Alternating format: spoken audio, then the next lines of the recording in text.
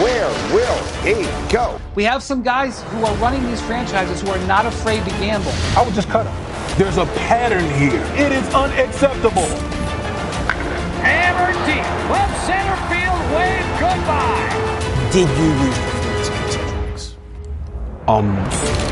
They owe him about $10 million, and they don't want to pay him. I'm going to be prepared to play. I'm going to have that smile on my face. The Mets are delighted that we're the ones that he's going to be playing for.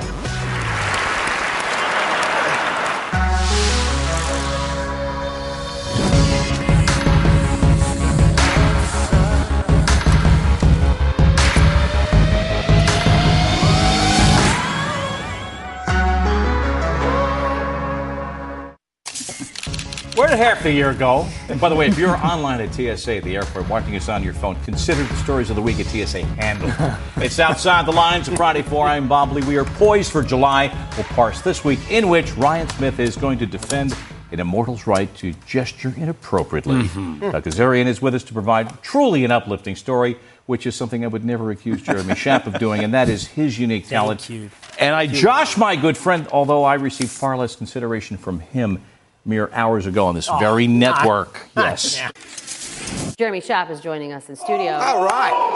And the legend, the man, the myth. I don't get that kind of welcome from Bob Lee. Bob is just selfish with his emotions. And now you see why. Yeah, exactly. All right, let's start. Big story of the One week. little chance. Yeah, well, he is the man. He is LeBron James. He's has until midnight, but he beat the June rush by opting to not opt into more of his Cavs contract. So the opening pawn has been moved on the board. It's chess, and it's also a game of chicken. Big story of the week, the machinations approaching NBA free agency. Now, we always knew this was going to be a crazy couple weeks, and sure enough, it has delivered. We are talking about texting. We are talking about who likes whose Instagram, who's following who on Twitter. We have had news stories about LeBron James, Kevin Durant, Kawhi Leonard, Paul George. Paul George is opting out of the final year of his contract. PG really might stay in Oklahoma City. The Lakers are feeling renewed pressure to trade for Kawhi Leonard. Next summer, if nobody comes and I'm still sitting here like this, then it's a failure. LeBron James will have become an unrestricted free agent. Also, is anyone excited about Space Jam? Just wait 5 minutes. There's probably going to be another breaking news story. To top it all off, today is Kawhi Leonard's birthday. All right. It just gets better and better. So David Veneman tells us via Twitter that by not opting out of his deal or opting to not become a free agent, he's still in the running, LeBron James, with the Cavaliers. But it's chess. The Celtics, Kawhi, the Lakers, Magic. Can he do it all at once? And it's all dictated by LeBron James, which to me is the natural evolution of players' rights in this league. When one player can control basically what happens in the entire league, it's amazing. And you see how much we pay attention to it because of his star power. But what I think is interesting from James's perspective, it's the devil you know versus the devil you don't. You go to another team, you build this super team, it's not going to be the folks you know in Cleveland, the situation you know in Cleveland. You might think the grass is greener. I wonder if it is. I wonder if a lot of that is going through his mind right now, other than just winning in championships and all that kind of stuff. You got to feel comfortable with the whole process. It's so different than 2010 and 2014. Like you said, he won't become the betting favorite in Vegas, whichever team he chooses, unlike the previous two times. Unless he goes with somebody. But you're right. Well, that's true, but I still think it's the Warriors and everyone else. Unless it's Houston. They're about even money, but they're limited because he's opting, the whole thing. But it goes to the players thing, because go back to 2010. How shocked were we that he was going to Dwayne Wade's team? He was joining Wade. Because the previous champions until then were all built through the draft and then maybe trades. So you had the Lakers with Kobe, the Spurs who drafted their big three with Duncan, Tony Parker, and Manu Ginobili as well. And then even when they added a piece, like the Celtics drafted Paul Pierce, but they traded for Ray Allen and Kevin Garnett. The Lakers added Pau Gasol through a trade as well. This was different. This was now and then we've seen it with Kevin Durant. So we're just now so desensitized to this concept now. And it's amazing. I mean, when you talk about the way the landscape in this league can change in the course of just a few days, franchise values, how they can fluctuate based on a few decisions, which might be influenced by Twitter comments or Instagram posts or some kind of understanding among players that they are going to join forces. And it really does represent, as Ryan suggested, the ultimate evolution to a league where the players are calling the shots. And it's only 50 years ago when Curt Flood tries to bring his case to the Supreme Court and is rejected. LeBron kind of quoting from Alfred E. Newman at this point. What me worry? He's on vacation when last seen jumping into the placid waters of the Caribbean while he's renting what we're told is a $75,000 per week Anguilla mansion. Here you go. He's not stressed. He's okay, but then he goes home to this. And I am told also that Cavalier LeBron jersey sales are up 25%. That could be because maybe they're coming off the market. I don't know. All right, but then you got Magic saying, if I don't get it done this summer, you got to have patience. They've also given the entire staff anti-tampering lessons. Yeah.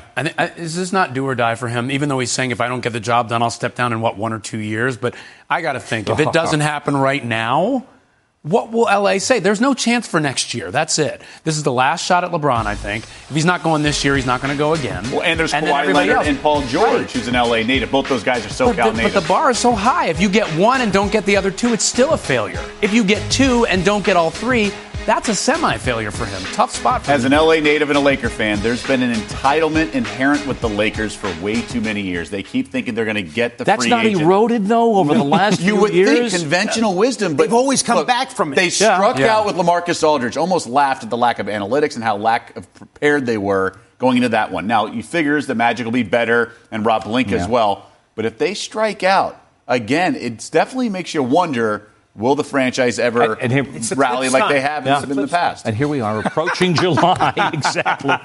Finally. The first big story of the week is, of course, the NBA. And the other one is from the NFL, but it's anything but the kind of news the National League Football League wants you talking about. Jameis Winston, 3-game suspension for activities with an Uber driver back in March of 16. And, all right, you can criticize the Bucs, and I know, for example, we've had colleagues do that. You can criticize Winston, obviously, and you say to the league, how do you put 3 games to this against the matrix of season-long marijuana suspensions, 4 games for the Deflategate, and here's 3 games for this? Once again, it seems like there's uneven treatment in all of this, right? We don't know what the rules are and how they're applied. But you know what else I think is interesting? That he's not appealing. To me, that is the Ezekiel Elliott effect. That is the idea that players are starting to realize that based on the current CBA, there is very little recourse. Once the NFL, once they put down their ruling, the appeal is probably not going to go your way. Courts aren't going to go your way. And you just have to accept it. Remember, he denied all of this. This was a plea deal. Right. No, there was no charges brought. He denied this. But we don't. But now he's apologizing. Plea deal. Yeah, right, but what's he apologizing that's right. for? Because we don't see the letter. Plea deal with the NFL. Right, but I'm saying, you saw in the past, players were like, no, I'm going to fight this. I'm going to fight this. I think this is the beginning of players saying, what are we going to do? And the bigger question is really like, what are we going to condone, not only at the league level, but at the team level? Yeah. Because we are in a different place now, let's face it, than we were 3 or 4 years ago. Pre-Ray Rice, pre-Me Too. This kind of behavior is simply unacceptable, except when it comes to the NFL, when then it's unacceptable for 3 games and you're back on the field. And wasn't it minimum 6 games for domestic violence? Yeah. Right. And here is someone admitting to, or at least the league is saying, he's essentially guilty of conduct that is sexual violence. But the fact that it's 3 games. The fact that we're still asking the question means there is still a problem in the NFL. They still have not gotten the message of there needs to be a clear set of rules. And this is the problem that the Players Association and the players have been arguing against from the very beginning. If we don't know what the conduct carries, if we're going to sit here on the show and say, why not 6 games? Why only 3 games? How are they still in this situation all these years after Ray Rice? Consistent inconsistency. That's the only thing the NFL has been consistent about, being inconsistent with their punishment. Here's something consistent, trying to protect the owners somewhat in the public opinion venue, because they put the news out yesterday about Jerry Richardson about 1 o'clock Eastern time or so. We'll talk about that in a second here on this show. And then about 45 minutes later, then comes Jameis Winston. So Richardson to the side. I'm suggesting stakeholders take care of the, even though it's even a former stakeholder. Former stakeholder who's leaving with a lot of money. And now we're talking about Jameis, not an owner. All right, I tell you, there's only one underreported story. It involves somebody here at this table. And also a billionaire among our villains coming up. Not the same person. Is he the billionaire? He might be. He's villain. I'm a one-trick pony, literally. I show up at kids' parties and act cute. That's pretty much it. So excuse me for being bitter. When Geico says not only could we save you money on car insurance, but we do more. Like give you 24/7 access online, over the phone, or even via our award-winning mobile app. Well, ooh la la, aren't they multi-talented? Hey, I said organic carrots. Geico. Expect great savings and a whole lot more. Now for those underreported stories, we really just have one this week, and it's really one story that gets our attention. It's a retired baseball player whose story is fascinating. Jeremy, you're in the middle of this with Sammy Sosa. This is fascinating stuff. We sat down with Sammy a few weeks ago, and we discussed really the totality of his career, his remarkable life story, from penniless, shining shoes at the age of 6, 7 in the Dominican Republic to becoming arguably the most celebrated athlete in the U.S. 20 years ago. And, of course, the 20th anniversary of that remarkable home run chase is upon us. But we talked about steroids as well. We played a clip here yesterday about our steroids conversation. But the other big subject of fascination with Sammy these days is his evolving appearance over the years, which sets the internet on fire whenever there's a picture of him, whenever there's a photo of him. And we addressed that topic as well. Here's some of what he had to say. One of the big topics on social media has been the way you look, the fact that your complexion has lightened over the years. What do you have to say about all that? A lot of people be mentioning that, but, because I have a little lotion that I put it in my face and that's it. But it's not like, oh, my God, that I'm, Why do you put the lotion on? I don't know. I put it because I like to put it. I like to have my skin clean. That's it. For me, I do what Sammy Sosa wanted to do. It's my life. It's Sammy Sosa's life. And I'm entitled with my life to do whatever I want. If I do the people got mad at me, I'm sorry. I don't do it because then. I don't have that intention. I do it because, hey, look, you know what I mean? I'm going to be 50, but I look 17, and that's what I do it. Simple as that. Well, you said 17. Exactly. I'm not sure I'm signing off on 17. Sam. Okay, how many? 35? Okay, 35. Okay. I'll give you that. You know what I mean? And that's it. I feel happy with myself. And I think that's really the impression I was left with after speaking with Sammy, is that despite the furor over the way he looks, this is what he wants. He likes it. I spoke to his wife about it as well. She said, I think he looks handsome. Now, I raised the issues as well about, are you running away from your identity? People say that you don't want to be considered black anymore. And I raised those points to him, and he deflected, and he said, no, this is just about the way I like to look. He made over $120 million as a Major League Baseball player. He leads a global lifestyle now. He lacks for nothing except for a relationship with baseball, estranged from the Cubs. And the Cubs, through the leadership of Tom Ricketts, essentially they just want an apology. They have not yet gotten that. They reportedly were close recently. What was your sense of the size of the hole, if any, in his spirit about this estrangement? Well, if there is one, he's certainly not sharing it. I mean, he says directly to us that, he's got his money, he's got his happiness, he has this great life that he is living in his beautiful apartment in Miami. He's got 2 young kids in addition to his 4 older kids. His wife and he started a new, younger family a few years ago. There's 6 kids now that they have.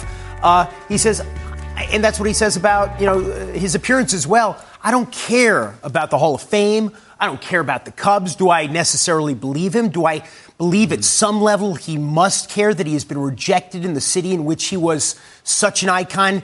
Yes, but he does a pretty good job of living his life, it seems to me, without bitterness about it. Well, the appearance is interesting because, when I saw that and I saw your clip, the first thing I thought was Michael Jackson. There is a thought process in some Latin American communities that some people believe it's more advantageous to be lighter in skin. And when he mentioned putting on lotion, I got to admit, when I hear that, I think that doesn't make a lot of sense. And it kind of reflects the idea that it becomes in some ways a little hard to believe him. Also, when you talk about steroids, it becomes a little hard to believe that, because there's something that doesn't quite add up about the way he addresses the answers to your questions. I tell you, let's play a piece of tape. And he certainly has the right to do whatever he wants, obviously. Speaking of PEDs, Doug, I want to get your opinion to the way Sammy deals about this. Is Jeremy talking to Sammy about PEDs? Did you use performance-enhancing drugs? No, my friend. Never. I never miss any test, in the major league level. There's a difference between not testing positive and not doing it. And you're saying you didn't do it? once again, I never text any, positive.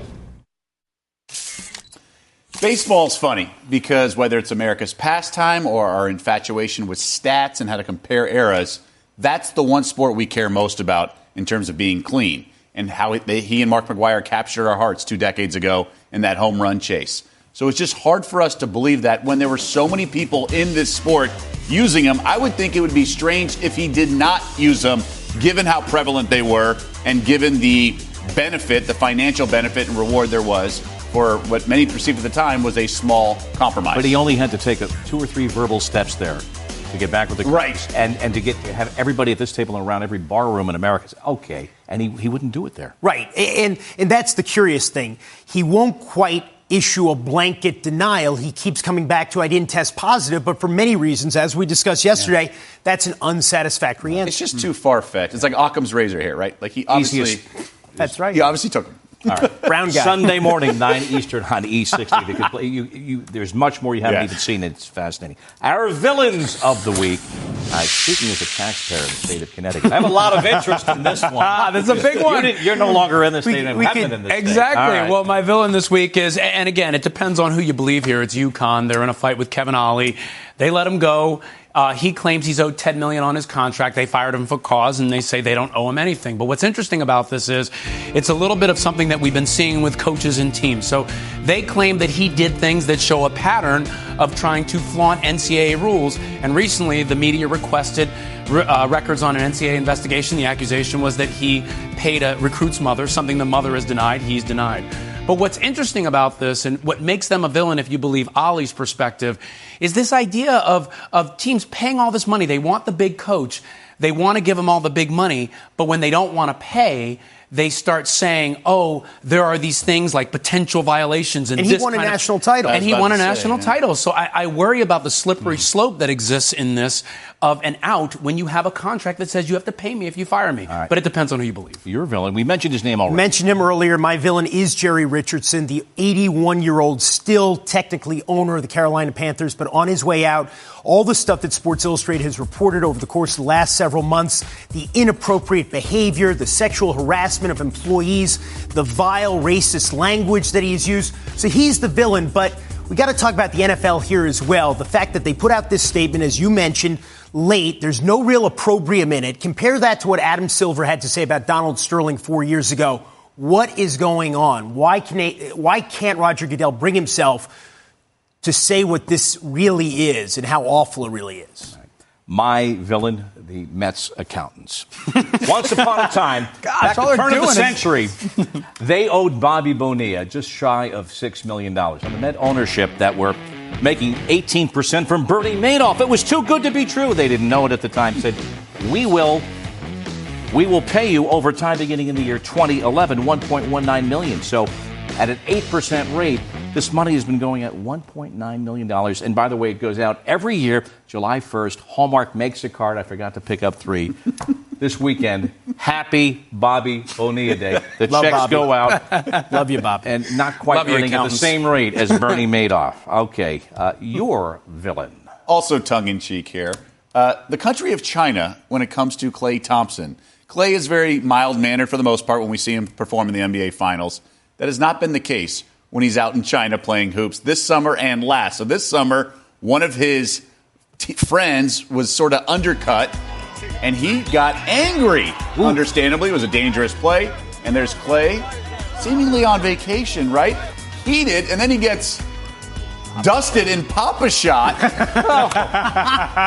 And then last summer, you might remember that he missed a 360 dunk, got hung on the rim. So things don't go. His game doesn't translate well in China. Crosses the date line and funky things happen. Now, coming up, we have got heroes from the greatest winner in the history of sports to a guy who hangs in the Kremlin. Come on back. Who could that be?